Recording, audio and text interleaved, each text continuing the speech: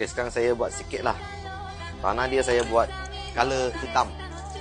Tengok color ini naik dekat hitam, lawa ke tak?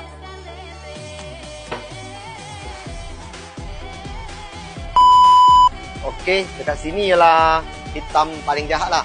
Piano black. Ini piano black Jadi sekarang saya bubur yang gol-gol hijau tu atas piano black. Ini layang pertama dulu lah.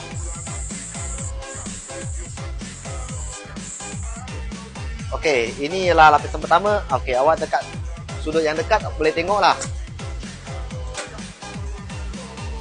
Yang ini ialah lapisan pertama lah. Memang saya rasa lapisan pertama pun dah nampak dia macam color susumpah lah. Boleh nampak tak dia punya efek? Clear. Tanah ialah color piano black. Atas ialah crystal gold tu yang dibuat ke arah hijau-hijau.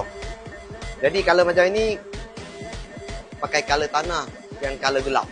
Memang dia akan nampak berton-ton lah. Jelas tak?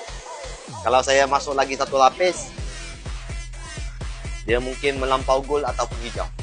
Apa? Kita try lagi satu lapis. Kedua.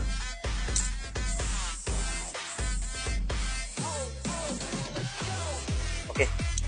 Nipis sajalah, tak payah tebal. Okey. Sudut dekat. Dengan yang tadi kali pertama, nampak dia lagi gold.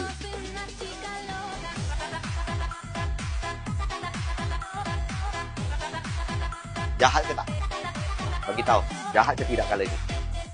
Lawa tak? Nak buat tak? Nak buat bagi tahu. Color code tak ada Sebab saya pun tak tahu apa color code bagi dia. Ini cuma buat suka-suka sahaja. Okey, baik. Apa?